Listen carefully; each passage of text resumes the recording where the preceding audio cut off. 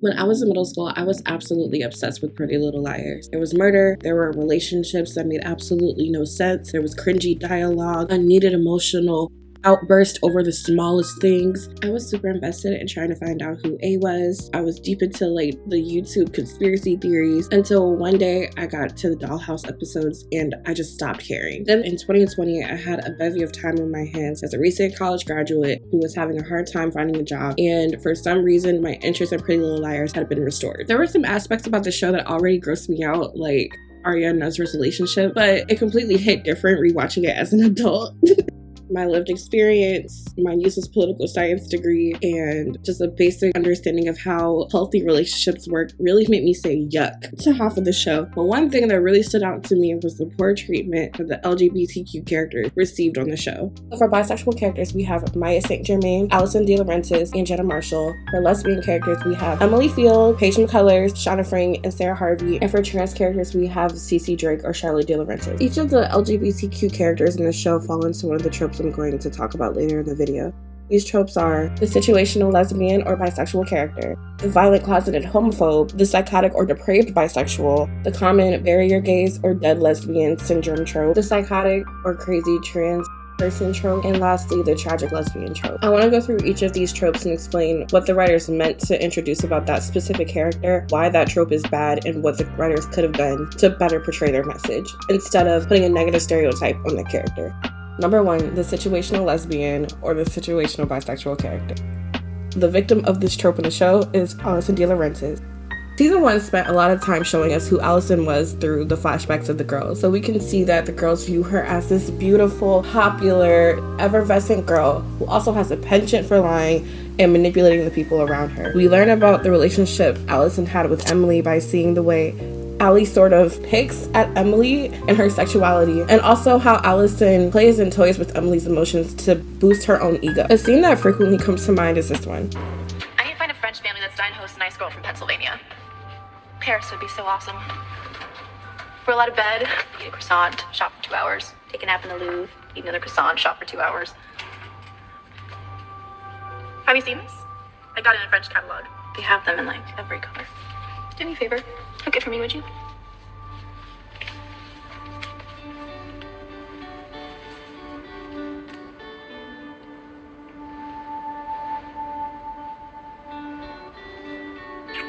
What are you doing?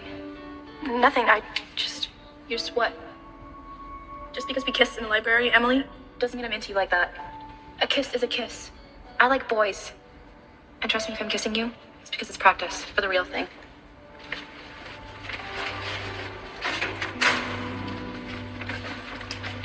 Where are you going? You're my ride, remember?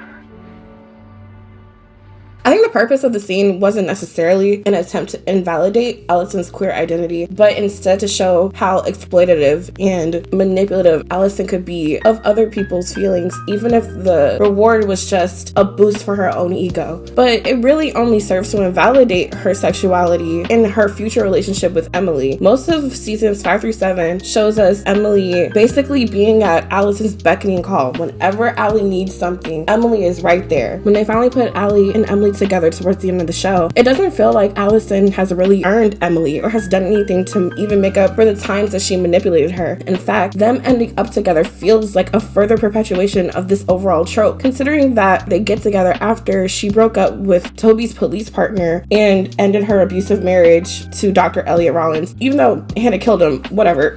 Aside from the negative image it paints on the overall relationship between Emily and Allison, it also just gives this really gross, like, queer baity vibe. Like, it gives this vibe of trying to get the audience to support a ship, even though one of the people in the ship doesn't even take the relationship serious. The writers never really did anything to reverse this image of Allison's wavering sexuality. It speaks to the overall issue of the writers fumbling Allison's arc when she is essentially brought back from the dead in season 5. It was like they were unsure of who they wanted Allison to be, so they paired her with Emily because that felt like a safe decision, but they didn't do the work of making Allison earn Emily's love or to reassure Emily that Allison was in it it for the long haul with her. I think that's probably the most damaging part of this particular trope. It makes Emily seem like she was the last resort for Allison, and Allison is only using her due to the lack of romantic options that she has. Also, towards the end of the show, Allison doesn't really have much of a life anymore. Her sister is dead, she doesn't really talk to her brother, her mother is dead, and she doesn't really talk to her father. Up until the end of the show, Allison is portrayed as a situational bisexual character instead of someone who is making active decisions in who she chooses to date, or at least as someone who is actively choosing to center a relationship with Emily. So I have 3 solutions to this trope. Not saying they're good ones, but something that could have made the relationship between Allison and Emily seem more credible. The show could have done a full rehabilitation of Allison when she comes back. Upon Allison's return to Rosewood, the show wasn't sure if they wanted to rehabilitate Allison's character or to make her the new big bad who's back in Rosewood. If the show had committed to rehabilitating her, instead of wavering on what they wanted to do with Allison's character, she would have been able to earn Emily's affection by just doing the work. It seems like when Allison returned, she expected everyone, including Emily, to just fall in line with her. When life continues to just go on around her, she continues to go on without making any real amends to the people she's hurt. Watching Allie work to make amends would have made Emily and her relationship seem well earned on Allison's part. Another way the writers could have avoided this trope was by including Allison having some sort of flashback of a romantic relationship she had with another girl while on the run from Rosewood. Emily is the only same-sex person we have seen Allie with, and Emily is also someone that Allison has manipulated from the start of the show. If we had at least seen one honest, genuine relationship Allison had with another girl while she was outside of Rosewood, it would have led us to believe that Allison was at least bisexual instead of a straight girl who was only manipulating Emily. Lastly, the writers could have avoided this trope altogether by making Allison someone who just picked on Emily for being nice. Through the flashbacks we see of Emily, and over the run of the show, Emily is described as the soft one, the nice one, the forgiving one, right? Allison very much could have just exploited that trait of Emily without manipulating Emily into believing that Allison had some sort of romantic attachment towards her. Like, she very much could have just been a bad person without being a bad person and being homophobic. Number 2, the violent closeted homophobe. This is a character who is downright homophobic to the point of violence to an outed LGBTQ character who actually themselves turn out to be gay. This trope is commonly used for men. Think of David Karofsky from Glee. The victim of this trope is Paige McCullough. In season 1, we are introduced to Paige in this haircut. The first scene we see with Paige is her walking into the locker room trying to rally the swim team to be super supportive of her and using bracelets as like a bribe to become like swim captain or whatever. Her coach comes in and knocking her down a peg by making a point to show how much she supports Emily and thinks that she should be the one to be team captain. Instead of accepting Emily as a worthy and valid opponent, she goes on to make a homophobic remark towards Emily. Spencer finds out and ends up telling the swim coach, and the swim coach pulls Paige and Emily aside and is like, hatred and bigotry, knock it off.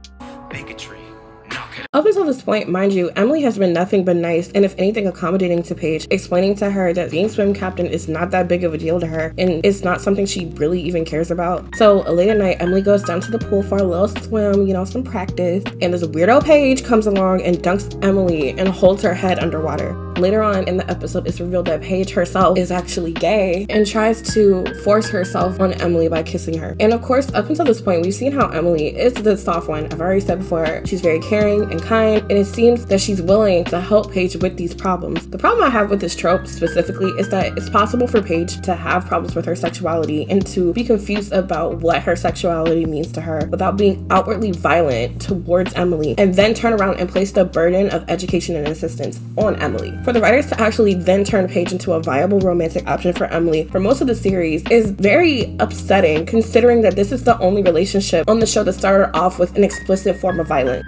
I've seen some people criticize the hate that Paige gets, saying it's unreasonable and that the PLL fandom can be unforgiving. And I think a lot of that has to do with the fact that Paige wasn't consistently violent towards Emily. Paige, in contrast to David Karofsky from Glee, was only seen terrorizing Emily once. So it seems as though we should not consistently dislike her based on a single act of violence. I don't think that's a fair point though, because no matter if violence has happened once or many times in a relationship, no relationship should be rooted in violence. The start of Paige and Emily's relationship is such a stark contrast between the relationship Maya and Emily had, because it doesn't place the undue burden on Emily to help the person who is harming her to then work through her feelings. There are other reasons to dislike Paige as well. She disregards what Emily tells her. She deliberately does things that Emily asks her not to do.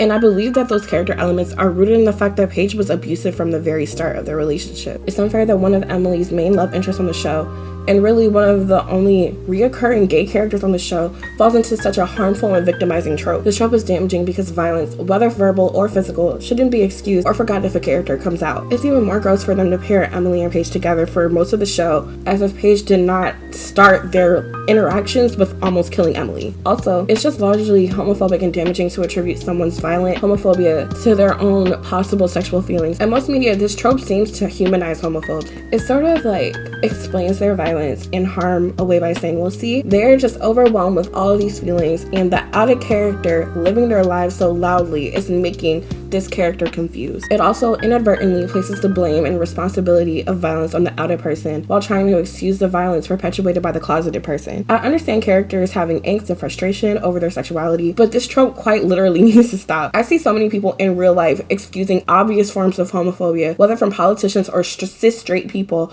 by saying, oh well, they must be confused about their own sexuality, but that's not an excuse. I believe that the reason they made Paige so violent at the beginning of her interactions with Emily was to show someone else on the show who was struggling with their sexuality, but didn't know how to handle those feelings the way that Emily did. The writers could have attempted to make Paige look more like a victim of her own sexual confusion and of her homophobic father by developing a kind of enemies to lovers storyline between Paige and Emily that didn't include violence. Maybe Paige could have been distant and cold towards Emily, but not necessarily outwardly violent and homophobic towards her. We could have seen some scenes of angst on Paige's part by seeing her pensively look at Maya and Emily while they're like being cutesy couples or whatever, or feeling happy when she finds out that Maya and Emily broke up. We could have seen Emily and Paige get close to each other, but Paige kind of pushed her away because of her own confusion about her sexuality. And we could have seen Paige work through her own sexual confusion by herself instead of placing the burden on Emily. We could have seen Emily and Paige get close, but Paige kind of push her away because she doesn't know what these feelings mean, and like that good old teen drama effect. Literally anything other than holding Emily underwater. For the third trope, we have the depraved lesbian or bisexual. This is someone who is cold-blooded and murderous, kind of like a sociopath who uses sex to manipulate the people around her. So the character who falls into this trope is Jenna. She uses her sexual influence to influence her minions, Garrett, Noel, and Shauna, to carry out her bidding against the four girls. Jenna is a character. She is incredibly intelligent with this sixth sense of the world around her and this unnerving ability to read minds. She's portrayed as cold and calculating, with only a few scenes of her kind of like shedding that armor and being vulnerable. On the show, she is seen dating a handful of people. However, of those people, the only person she seemed to be at least sad to lose was Shauna. Maya, Allison, and Jenna are the only three bisexual characters on the show. Though we are told about the heterosexual relationships Maya has been in, we never like actually see them. So Allison and Jenna are the only two explicitly shown bisexual characters. The issue with this trope is that the only two explicitly shown bisexual characters are shown to be duplicitous, manipulative, and emotionally exploitative towards their partners to gain some sort of leverage. But after Shauna's death in season 5, whenever we see Jenna with just a new female companion, whether romantic or platonic, it's implied that they may be sleeping together and that Jenna is using her influence on that person to hurt the girls. Jenna was a bad person, like there's no denying it, but there were certain implications made after her relationship with Shauna that Jenna's duplicitous nature and her bisexuality were kind of intrinsically linked, when in reality Jenna was just manipulative. Her and Allison are meant to kind of mirror each other, that they're both these kind of like popular girls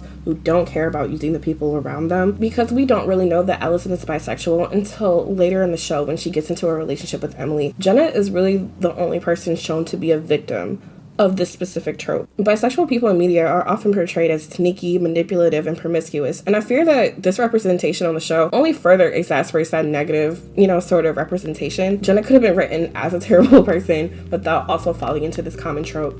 I don't really have a fix for this. The show wanted to portray Jenna as a bad person, and kudos, they did it, but we didn't really have to be convinced how terrible of a person Jenna was after finding out what she was doing to Toby in season 1, and we're gonna leave that there. But if the show wanted us to understand that her duplicitous nature was independent of her sexual orientation, they should have done more to develop and show us the true love Jenna had for her partners, instead of mainly showing us Jenna sending her romantic interest to do her vengeance. I considered adding Sarah Harvey to this trope, since it was revealed in season 6 that Sarah was working with Cece to manipulate Emily, but I think that this is another poor representation of a gay relationship on the show, I think that this development only highlights the poor writing and character choices the writers made for Sarah. We don't know if Sarah left willingly to go with Cece to the dollhouse or if she was kidnapped. When Sarah is staying with Emily, she seems genuinely traumatized from spending years in the dollhouse.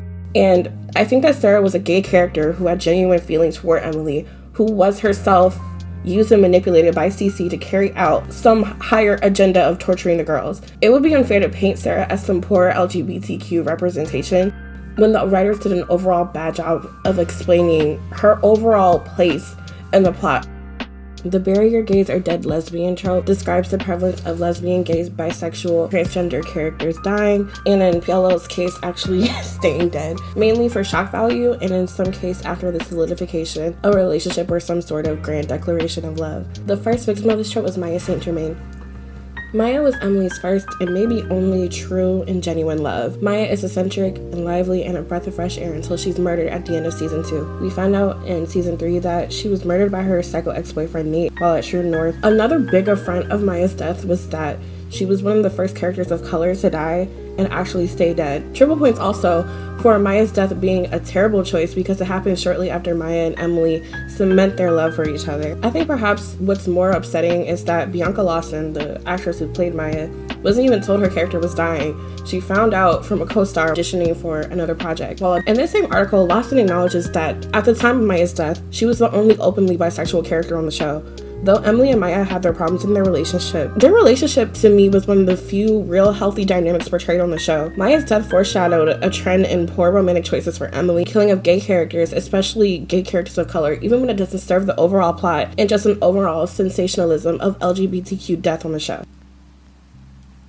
Shauna is killed on accident by Arya shortly after it's revealed that her and Jenna are in a relationship. Though I speculate that Jenna was using Shauna, I do think that when it's revealed that Shauna's dead, Jenna was very torn up about it, so I do think that there was an element to their relationship that was real. We first meet Shauna in season 5 when she's introduced to us as one of Allison's old friends from South Carolina who's trying to help her get some things together while she's on the run. However, by the end of the season, she double crosses Allison by seeking revenge for Jenna. She holds the girls at gunpoint, and in an act of self-defense, Arya pushes Shauna off of a stage, which causes her to die due to a broken neck. Either a broken neck or head trauma, but I'm going to go with head trauma. I think that what is also so upsetting about Shauna's death is that there's no retribution for her. Though it was an accident, Arya faces no real consequences for her death. There are some scenes where we see that Arya feels guilty for what she did to Shauna, but that has less to do with any character explanation or plot development for Shauna and more to do with attempting to get viewers to sympathize with Arya. Double and triple points for Shauna being a character of color and for her death to come shortly after a relationship between her and Jenna is solidified.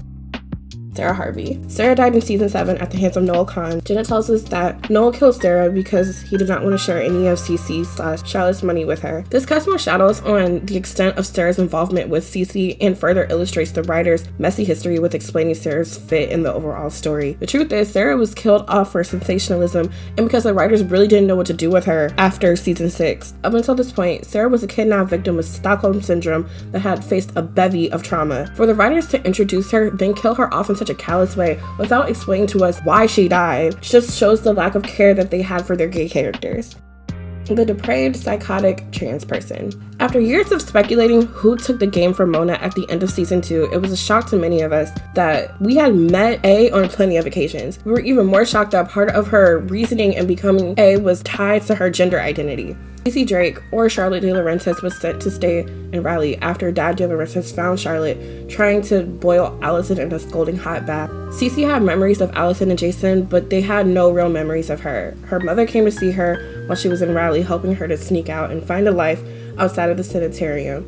After transitioning off screen, we see Charlotte trying to be a normal teenager, going to prom, trying to make friends, and build a life for herself. While trying to, kind of build that life, she ends up becoming friends with Allison and building a sort of familial, sisterly relationship with her without actually revealing to Allison that they are actually sisters. And in a weird twist, she also ends up dating Jason, even though she knows that's her brother, but whatever. Cece was the only transgender character on the show, and for many of us, I'm assuming she was one of the few transgender characters that we got to see in primetime television on a teen drama. So, in perspective, the only trans character on the show is described as one of the largest villains on the show as well. The important and major stereotype highlighted in Cece's portrayal in the show is that LGBTQ characters, especially trans people, are portrayed as mentally ill. The Diagnostic and Statistical Manual, the DSM-2, removed homosexuality as a mental health diagnosis in 1973, and the term transsexualism was changed to gender disorder in adults and adolescents in 1994 to reduce stigma. Such recent changes to decrease stigma when talking about LGBTQ folks demonstrates how careful we have to be when talking about LGBTQ people and mental health issues in the media. The show attempts to skirt around linking Cece's trans identity with her psychopathy by explaining her actions as an offshoot or just a reaction to her family's rejection. However, the rushed sequence of us discovering A's identity and Charlotte telling us her backstory did not properly allow for the writers to separate her gender identity from her psychopathy. Cece's long history at Radley and the overall poor representation of mental health challenges on the show is also just a bad look. Like, the only trans character on the show being the largest villain on the show who spent their life in a mental institution is just so gross and inherently transphobic that it's hard to defend the show's decision to make Cece A.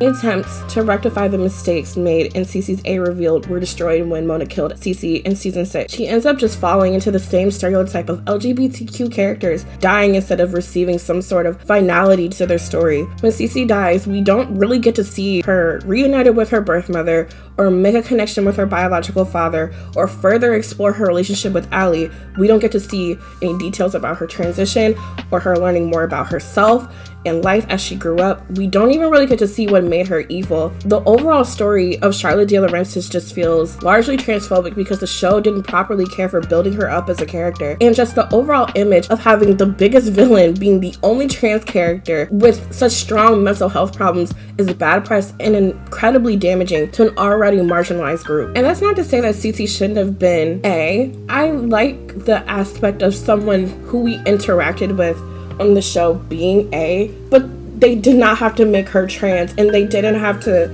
inherently link her transness with her psychopathy. Those two elements, or even the element of her being trans, did not have to exist. The elements of her psychopathy, spending so much time in Radley, and her being trans did not have to exist for her to be a great villain. She ends up just falling into these very common media stereotypes of trans people being crazy and crazy trans people preying on cis people.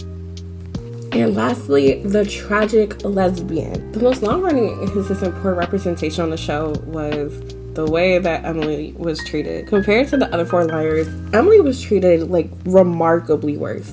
Aria is out here crying about how she's scared that A is going to tell Ezra that she wrote in a college admissions essay that she regretted their relationship or whatever. Meanwhile, Emily's getting a car driven through her living room.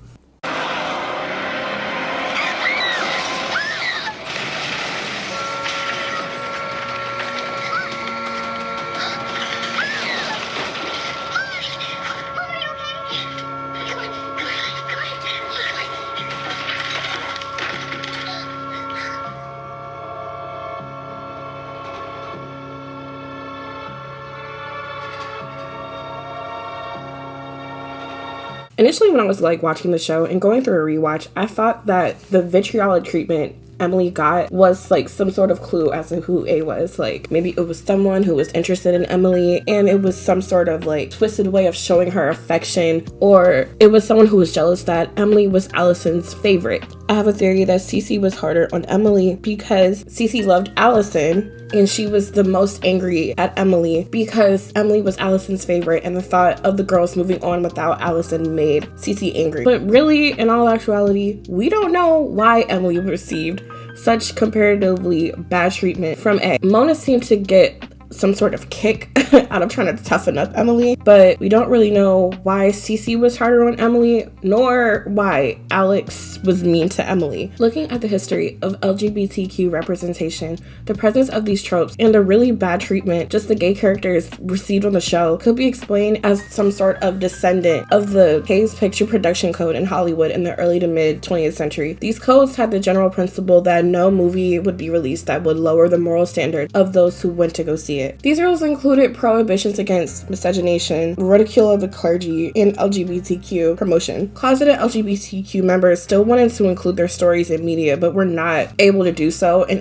any sort of positive representation. So they found ways to write their stories without giving happy endings to those characters. It's possible that these habits in writing are still present nearly 100 years later. Looking back on PLL and the representation of the LGBTQ characters, the portrayal feels very indicative of the early 2010s, a time where there was a larger amount of representation for gay people in media, but the representation was still largely problematic. I haven't had the chance to see the PLL reboot, but I'm hoping it's doing a better job of portraying gay characters, considering the reboot came 5 years after the original went off air. I have so many gripes about the show, most of them named here in this video, but it was still so dramatic and quintessentially such a teen drama that I still enjoyed the campiness of the show overall. If you guys want another video like this, just let me know. You know, like, comment, subscribe, tell me what you think.